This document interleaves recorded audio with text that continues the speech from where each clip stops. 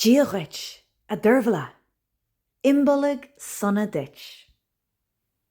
Is féile réalach imbollag. Ceann de na ceithre éile den bhliain. Imbolg, bealtaine, lúnasa agus samhain. Tá an tarach an seo. Buíochas le bríd. Agus nachhfuil fuinneog lonrach measta faoine luach. Mar a déir an seanachal. Scúab nua, scúban sí glán. Is tréimhse iontach do spás a ghlana. Ca uait an brúscar sin. Agus cuir fáilte ribh inneamh nua.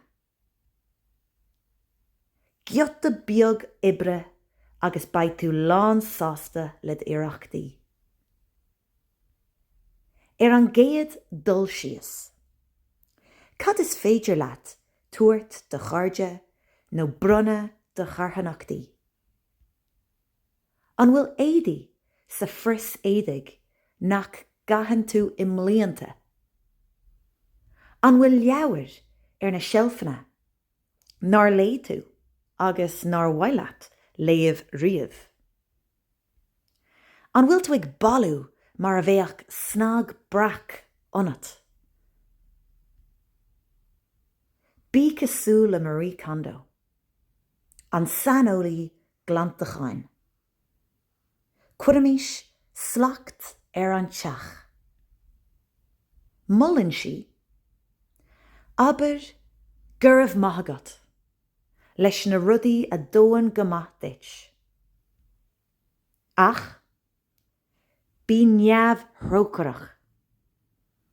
An bhfuil sé uat. An maithleat é. An dacíonn sé le de stíl warachdála. Mas malaat an tranglam a ghlana as de Feabhra, de Oifig, de Árasán, nó de Cheach. Smuoinnig.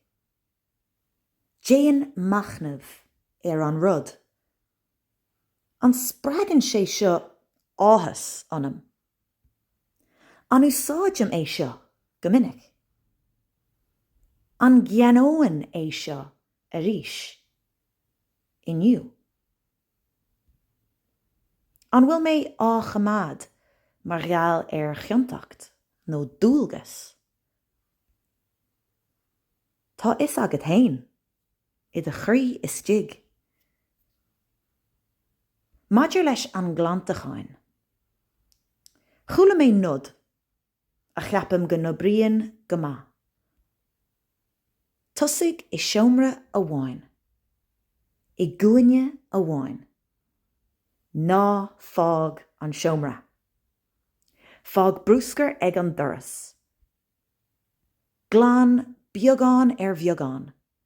Ag dul timpeall an tomra. Cúine go cúine agus gachrod atarthú. Mar sléir ón Nuachtlitir seo. Tám wabhta mór Glantachán. Is fiú é. Tá cuma níos fearr gachrod. Agus tá bolla córa fud na háite. Wolhing go hard é. Go háirithe ag an am seo den bhliain. Agus muid ag tosú an airí. Leis an géalúr éan an leothaine agus bíonn súil le muir. Grá mór.